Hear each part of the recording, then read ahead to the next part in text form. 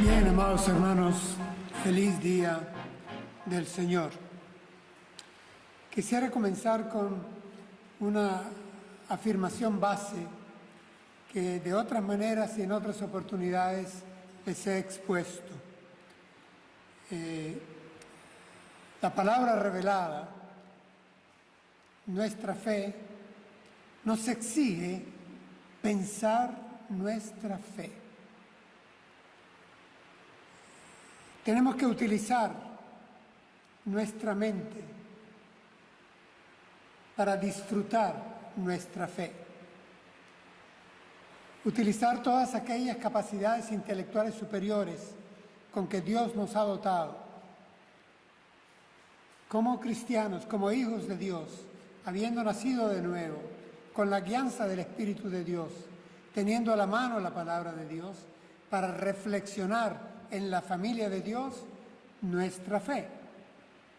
Así que debemos de utilizar nuestra mente al alabarle con cantos, al estudiar su palabra, al orar, en nuestras actividades culticas o devocionales privadas. Pero también, hermanos, debemos de utilizar nuestra mente al discernir el entorno que nos rodea, al percibir la sociedad en la cual estamos. Tenemos que hacerlo de una manera inteligente, utilizando nuestra mente para percibir, decidir y tomar elecciones correctas, adoptar elecciones adecuadas. Discernimiento. Esta palabra no nos es ajena, extraña a los que leemos la Escritura. En el Nuevo Testamento abunda en las páginas que leemos y sin embargo no es muy utilizada a nivel popular. Quiero, por lo tanto, definir lo que es discernir. Discernir, hermanos, es distinguir, diferenciar, analizar, juzgar, deslindar, discriminar. Hermanos, discernir es diferenciar entre varias cosas, entre varias opciones, entre varios elementos, entre varias ideas que tal vez se parezcan mucho o poco, pero que hay variedad. Y nos toca entonces ejercer nuestra mente, nuestro intelecto, nuestra capacidad de análisis para diferenciar, discriminar, distinguir la oferta que hay frente a nosotros, aplicando para ellos nuestra mente. Y por supuesto, en base a normas, principios, valores, informaciones, gustos, modelos, creencias que tenemos. No vamos asépticos, no vamos en blanco, no vamos en neutro cuando vamos a discernir la realidad que nos rodea. Tenemos nuestras convicciones, también tenemos nuestras dudas.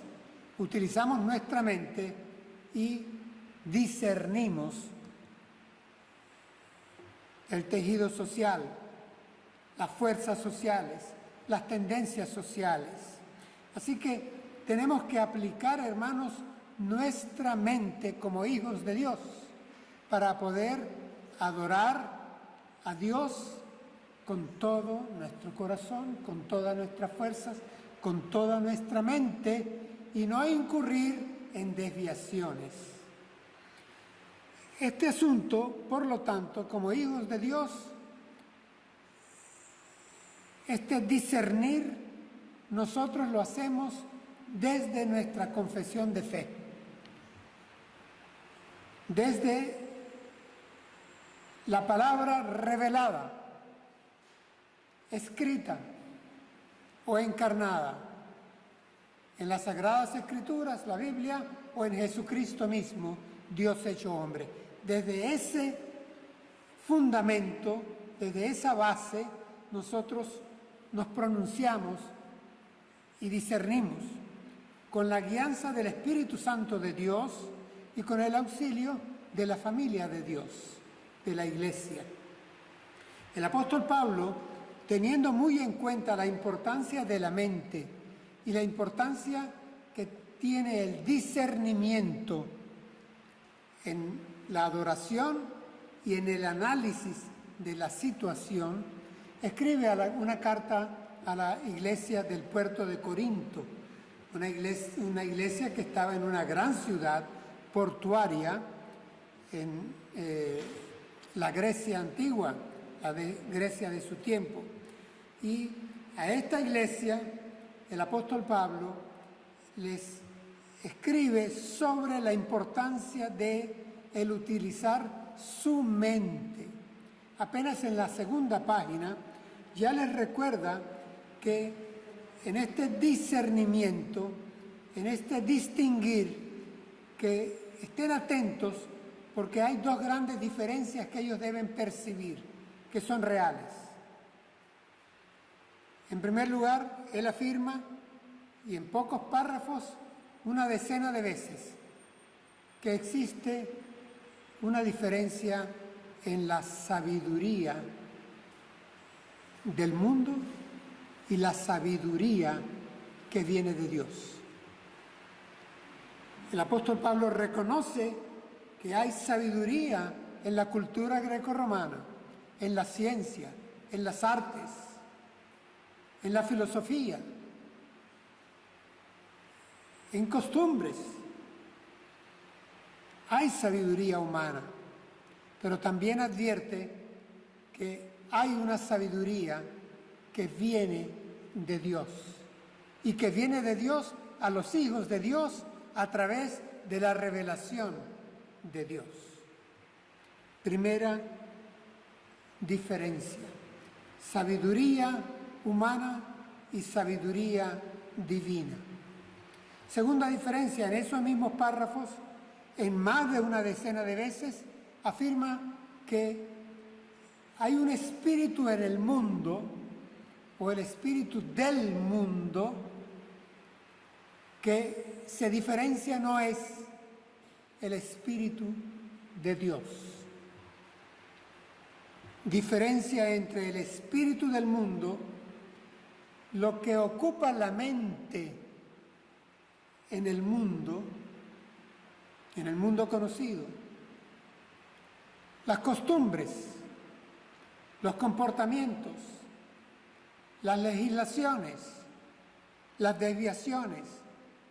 E igual que ha acontecido desde que el hombre es hombre, cómo existe inmoralidad, cómo existe injusticia, cómo existe idolatría. Y esto es lo que el apóstol Pablo y los demás escritores del Nuevo Testamento llaman el espíritu del mundo, o a veces lo llaman el mundo mismo, porque está cosméticamente diseñado por el maligno. Entonces Pablo reconoce que hay también espíritu del mundo y lo diferencia del Espíritu de Dios, del Espíritu Santo de Dios que nos es dado a los hijos de Dios. El asunto, hermanos, no es un planteamiento teórico de tipo ocioso, porque es que en base a este reconocimiento nosotros nos forjamos opiniones y llegamos a tomar decisiones. Es decir, en base a las percepciones, al discernimiento y a la sabiduría que apliquemos, conociendo el entorno en que estamos, nos forjamos nuestras opiniones, nuestros juicios y nuestras decisiones. Pero avanza más el apóstol y en esa misma página apenas agrega unas líneas más para afirmar que hay una tercera diferencia. Y la tercera diferencia es, en orden secuencial, es lógica y tiende a incomodar, casi a escandalizar. La tercera diferencia es que hay el ser humano natural y hay el ser humano espiritual. El antropos, así lo llama, natural, y el antropos néumico, espiritual. Se establecen, por lo tanto, tres diferencias que tenemos que tomar en cuenta. La primera, la sabiduría del mundo frente a la sabiduría de Dios. La segunda, el espíritu del mundo frente al espíritu de Dios. Y la tercera, el hombre natural frente al hombre espiritual. Y de esta tercera diferencia es que nos vamos a ocupar en la predicación. Voy a leer el texto, 3 versículos tan solo de 1 Corintios capítulo 2, versículos del 14 al 16. Voy a leer en Reina Valera 2020. Aparecerá en pantalla. Dice así la palabra: el ser humano natural no percibe las cosas que son del Espíritu de Dios, porque para él son locura, y no las puede entender, porque se han de discernir espiritualmente. En cambio, el espiritual discierne todas las cosas sin que él sea sometido a discernimiento por nadie. Porque ¿quién conoce la mente del Señor para instruirlo? Pero nosotros tenemos la mente de Cristo. Hasta ahí el texto. Hermanos, el pasaje establece una diferencia en un tono que no deberíamos de tomar despectivo, sino descriptivo. El apóstol escribe diciendo una realidad tan grande como una catedral.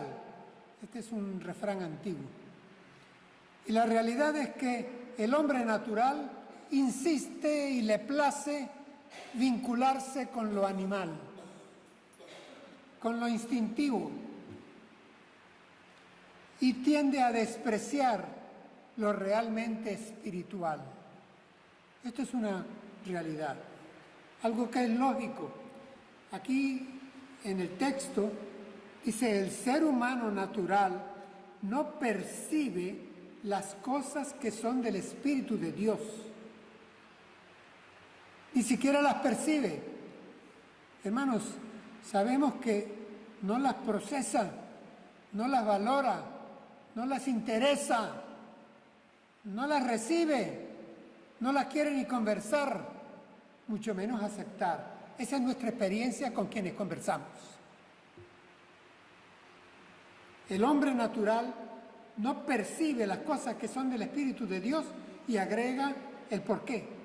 El apóstol dice: porque para él son locura, sin sentido, absurdo. Les pone etiqueta. Esa etiqueta sí es despectiva. Esa etiqueta sí es despreciativa, es descalificativa. Para él, cuando tú o yo nos acercamos para hablarles del mensaje de Dios, del consejo de Dios, del plan de Dios, de la identidad de Dios, de todo esto expresado en la persona de Cristo Jesús para salvación y vida eterna, esto es absurdo, sin sentido, no lo entiende, no lo comprende. Hermanos, según el apóstol, su mente no puede discernir lo espiritual, porque ya lo ha precalificado, y eso sí es un prejuicio, lo ha prejuzgado como tontería, dice el griego, como locura, como absurdo, como sin sentido, como anticuado, como no digno de este siglo, como fuera de la modernidad.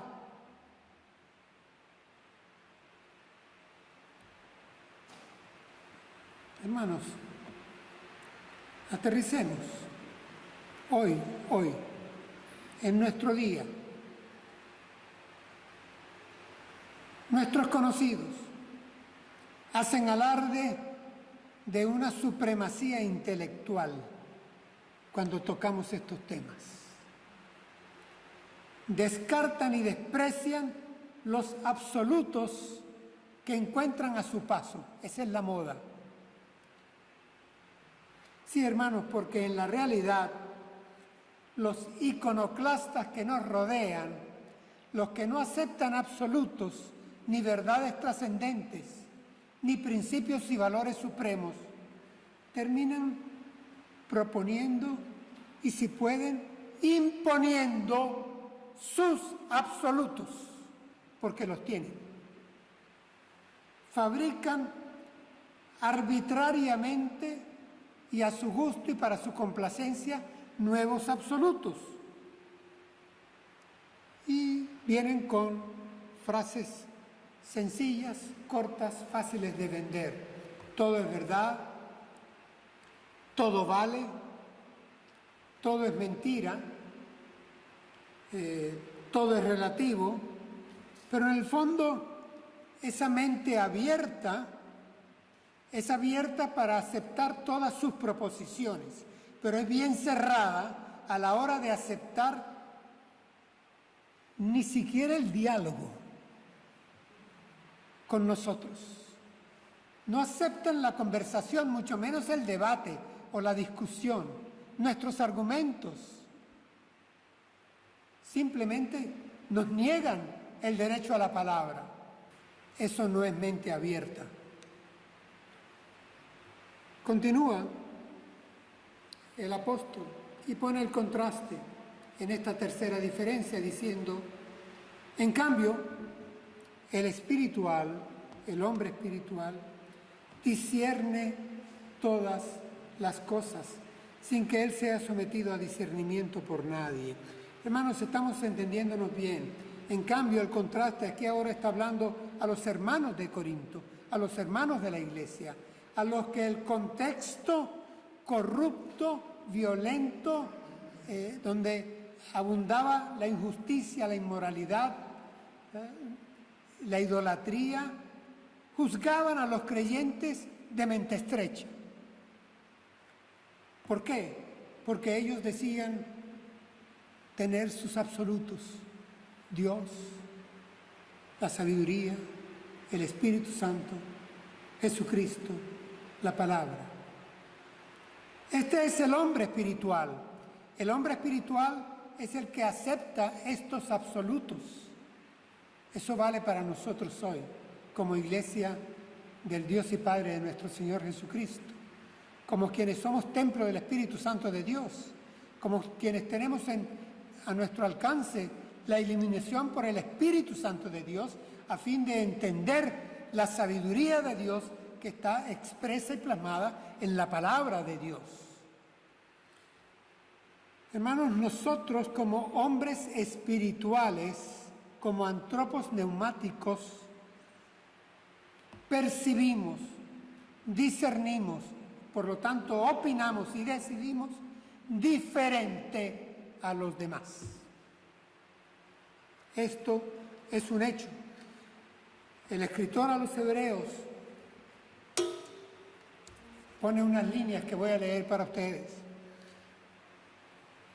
Dice, el alimento sólido es para los que han alcanzado madurez, para los que por el uso tienen los sentidos ejercitados en el discernimiento del bien y del mal. Está hablando a hermanos en la fe, recordándoles que profundicen en el alimento sólido que es la palabra de Dios y que ejerciten sus sentidos. ¿Para qué? Para que disciernan. Discernir, hermanos, una vez más, recuerden, distinguir, juzgar, diferenciar, para que diferencien el bien del mal. Así que tiene esto una repercusión sobre el bien y el mal, algo que hoy en día se quiere borrar. Se quieren borrar los perfiles. Para que discernamos bien entre el bien y el mal, tenemos nosotros que ejercitar nuestros sentidos desde la palabra de Dios y con la guianza del Espíritu Santo de Dios. Hermanos, no quiero llover sobre mojado, yo les he advertido ya, les he recordado como pastor, he insistido en varias oportunidades en que hoy en día se están queriendo borrar paradigmas y forjando nuevos paradigmas, nuevos conceptos, nuevos valores. Se está queriendo alterar la mayoría de las instituciones fundamentales del tejido social. Es aquello que alguien llamó una vez, se está queriendo poner el mundo al revés. Y no podemos nosotros acercarnos a esto o vivir en esto sin discernir, sin utilizar nuestra mente, la sabiduría que nos ha sido dada, que hemos recibido de Dios en su palabra, la guía del Espíritu Santo de Dios y la unión de la familia de Dios en la iglesia. Como continúa el apóstol Pablo, porque quiero llegar a una parte cardinal en el sermón. Levanta una pregunta, buscando a los eruditos. Dicen que esta es una pregunta hiperbólica, acostumbrada por los sofistas griegos. Y la pregunta es, ¿quién conoce la mente del Señor para instruirlo? En realidad el apóstol Pablo está citando al profeta Isaías. Esa misma pregunta literalmente la había levantado el profeta 800 años antes. ¿Quién conoce la mente del Señor? Para instruirlo, lo lleva a un extremo, por eso hipérbole. Ahí, hermanos, en honestidad, si es que hay la humildad que debería haber, la respuesta es nadie. Nadie puede. Entonces, el mismo profeta sigue trabajando el tema y avanza. Leo para ustedes, ya en el capítulo 55, escribe el profeta: así como la lluvia y la nieve descienden del cielo y no vuelven allá sino después de haber saciado la tierra y haberla hecho germinar, producir y dar semilla al que siembra y pan al que come, así será mi palabra que sale de mi boca, dice el Señor, no volverá a mí vacía, sino que hará lo que yo quiero y será prosperada en aquello para lo cual la envié. Isaías 55, versículos 10 y 11. Sí, hermanos, aquí lo que el apóstol Pablo está recordándole a los corintios que tenían el texto de Isaías es que la sabiduría que viene de Dios, la que ellos deben utilizar para nutrirse y discernir correctamente, es la palabra revelada de Dios que viene de arriba a abajo. Dios ha hablado. No es el hombre el que le ha conocido por iniciativa propia o por búsqueda propia. Así como la nieve cae de los cielos, así como la lluvia desciende de los cielos, asimismo la palabra de Dios desciende a los hombres para prosperar en aquello para lo cual el Señor la envió. Por lo tanto, está hablando de revelación. Pero, ¿cómo termina el pasaje que nos está haciendo texto base? Termina, hermanos, con una frase, aquí hay un cierre un tanto como pretencioso y casi disonante. Miren la frase que tiene aquí el apóstol, es una afirmación, le garantiza a los hermanos de la iglesia de Corinto, nos lo garantiza a nosotros hoy. Dice, nosotros tenemos la mente de Cristo. Les digo, esto suena a megalomanía, suena a pretensión. Esto sí suena a un supremacismo al cual no se le puede alcanzar. O es una afirmación que raya en lo esotérico, en lo misterioso, casi pareciera una afirmación de espiritismo. Tenemos la mente de Cristo. Y en el fondo, cualquiera que nos oiga pudiera, en silencio y por educación, no manifestárnoslo, pero nos tildaría de ignorantes, pretenciosos, que se jactan de algo que no puede ser. Este que me habla en nombre de Dios, me habla en nombre de Cristo, me dice que tiene la palabra revelada de Dios, que es infalible, que es inerrante, que es norma de fe y conducta, que tiene absolutos y verdades trascendentes. Hermanos, una vez más aterricemos. Desde hace décadas, lo digo por experiencia propia y luego de haber viajado por unos cuantos países, en unos cuantos foros y ambientes de discusión. Desde hace décadas nosotros somos calificados, los cristianos, somos descalificados como mentes estrechas. ¿Les suena? Yo estoy seguro que aquí también esto ha sido uno de los órdagos que nos lanzan para de manera a priorística sacarnos del ruedo, evitar que estemos en la discusión. Somos mentes estrechas. Es más, hoy les digo algo, nuestras convicciones hoy en día ofenden. No son políticamente correctas, pues.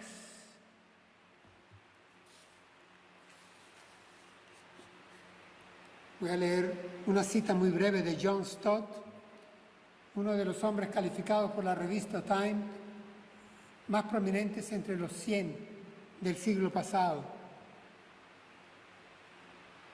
En la Biblia oímos a Dios hablar de Dios. Lo repito. En la Biblia oímos a Dios hablar de Dios. Y a nosotros, por lo tanto, se nos tilda, hermanos, de mentes cerradas, de oscurantistas, de fachas.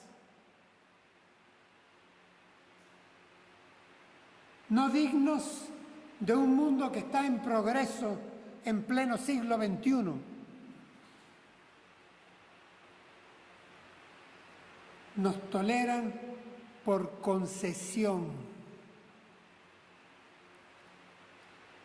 Ahora, quiero a mi estilo antiguo hacer unas preguntas incómodas. ¿Es que acaso solo los cristianos tenemos convicciones no negociables? ¿Es que acaso solo nosotros los cristianos tenemos certezas? ¿Es que acaso solo nosotros los cristianos tenemos principios y valores importantes que no estamos dispuestos a claudicar? ¿Es que acaso solo nosotros los cristianos tenemos creencias y pasiones y por eso somos mente estrecha?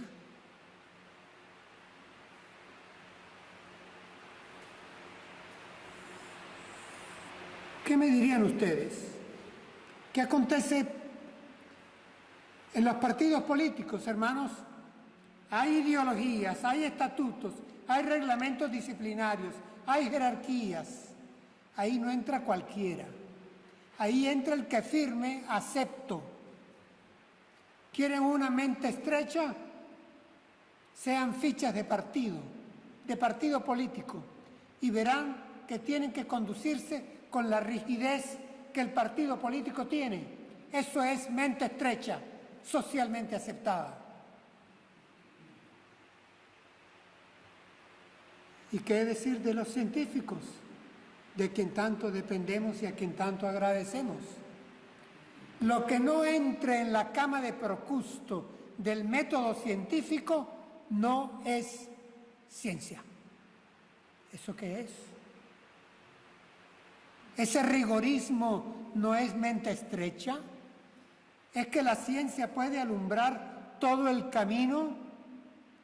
¿No es capaz de reconocer que hay un océano de ignorancia? Como decía Newton, tan solo conocemos una gota. La ciencia alumbra parte del camino, pero no tiene ninguna autoridad para garantizar que alumbrando solo esa parte del camino, el camino no lleva a ninguna parte. Por lo tanto, es tener mente estrecha, declarar que todo lo demás no se acepta. Eso es mente estrecha en el campo de la ciencia pura. Yendo a algo más cercano quizá, ¿es que acaso no hay mente estrecha en el campo universitario? Yo vengo de haber sido profesor durante muchos años en la academia. En nuestras universidades de América y de Europa se vetan conferenciantes, se le hacen escraches, persecuciones, se abuchean, se hacen vacíos, se bloquean entradas a salones para que no entren a presentarse quienes opinan distinto a los que ahí mandan con mente estrecha. Pero si la universidad significa universitas, la confluencia, la convergencia del pensar universal, para que lo compartamos todos, discutamos todos, debatamos todos, nos respetemos todos y cada quien arribe a la conclusión que quiera. Pero eso no es lo que hay en nuestras universidades, y menos en las universidades humanistas, en las facultades de letras, en las facultades de humanidades. No es lo que hay.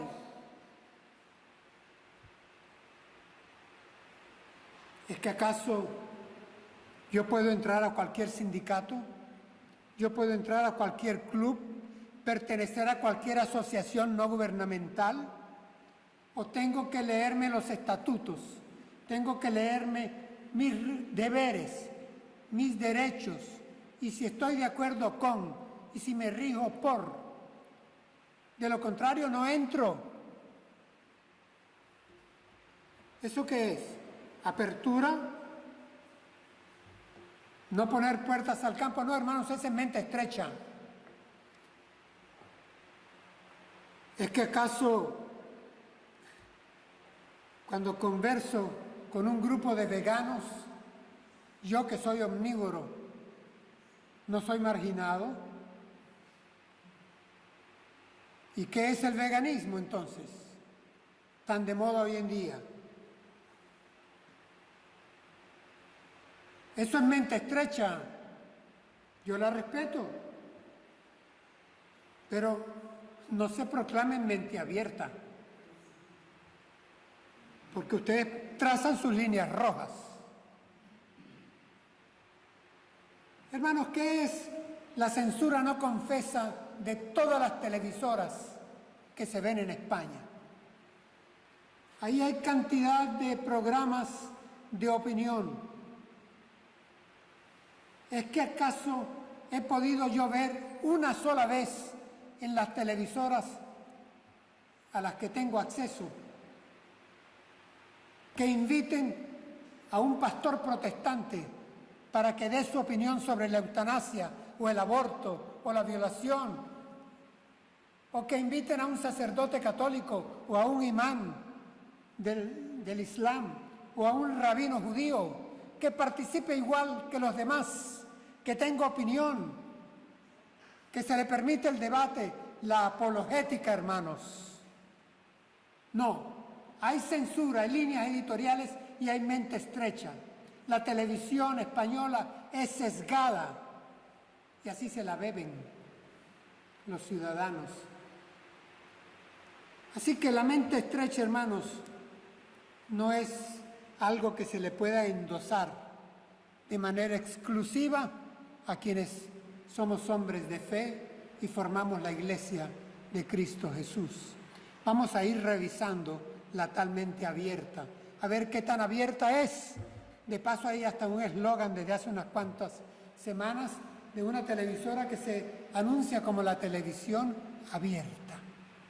Abierta a los que ellos quieren vender. Vayamos a pedir cupo, con currículum, con autoridad, con argumentación, con noticia, a ver si nos dan espacio. Mente estrecha. Miren, hermanos, la Biblia no nos dice por algún lado, afortunadamente, que nosotros vamos a ganar una guerra cultural. Como iglesia no estamos llamados a manejar la manivela de la historia y a ganar. No vamos a salvar la civilización occidental. Esa no es misión de la iglesia. Así que por lo menos no tengamos un peso sobre la espalda por toda la discriminación que sufrimos, porque no es nuestra misión esa. Pero nuestra misión sí es denunciar que es una falsedad la tal open mind, que los mente abierta son abiertos para lo que les interesa y son bien cerrados para todo lo demás que quieren deconstruir, destruir, erradicar, borrar del mapa. Como dice un predicador que a veces sigo, no hay mayor mente estrecha que aquella que se encuentra en los círculos que pregonan ser mente abierta. Son bien estrechos. Son los inquisidores. Con todo gusto nos quemarían en la pira de la modernidad. Hermanos, ¿cuál es nuestra misión? Nuestra misión, en primer lugar, les decía, es percibir, es discernir con la sabiduría de Dios, con la guía del Espíritu Santo de Dios, y escoger lo que a Dios le agrada, diferenciando el bien del mal. Pero también, hermanos, tenemos que presentar a Jesucristo. El apóstol Pablo a estos hermanos de Corinto les escribió unas líneas antes de lo que he leído. Cuando estuve entre ustedes, me propuse presentarles a Jesucristo. Y les presenté a Jesucristo. Y me despojé de toda la retórica que podía llevar y de toda la argumentación que yo podía exhibir, dice el apóstol Pablo. Y les presenté a Jesucristo. Pero ¿cómo se presenta a Jesucristo? Al Jesucristo de las Escrituras. Al Jesucristo que era dialogante más que ninguno. Dialogaba con hombres sencillos, con hombres pecadores, con prostitutas, con hombres de gobierno, con autoridades. Dialogaba. Sí, pero es un Jesucristo eminentemente dicotómico el que encuentro en la palabra. Cuando leo los evangelios encuentro un Jesucristo binario que dice, el que conmigo no recoge, desparrama. Y el que no está conmigo está contra mí.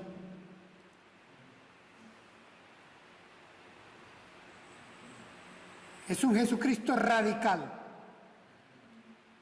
Es un Jesucristo intransigente. Ladrones son y salteadores todos los que quieran entrar en este redil. Yo soy la puerta. Él dice, yo soy el camino, yo soy la luz. Él no dice, yo soy un camino más. Yo soy una luz más. Yo soy una puerta o una portezuela. Su mensaje, hermanos, el mensaje de Cristo fue un mensaje de alguien que hoy en día sería calificado de una mente ultra estrecha. Todo su mensaje era sobre su persona. Yo soy, en términos absolutos, todo el tiempo, yo soy. Entonces, tengo razón de terminar este mensaje haciendo una pregunta. ¿Era Jesucristo entonces un mente estrecha? Para el concepto que están utilizando hoy, para la etiqueta que nos están pegando hoy, sí.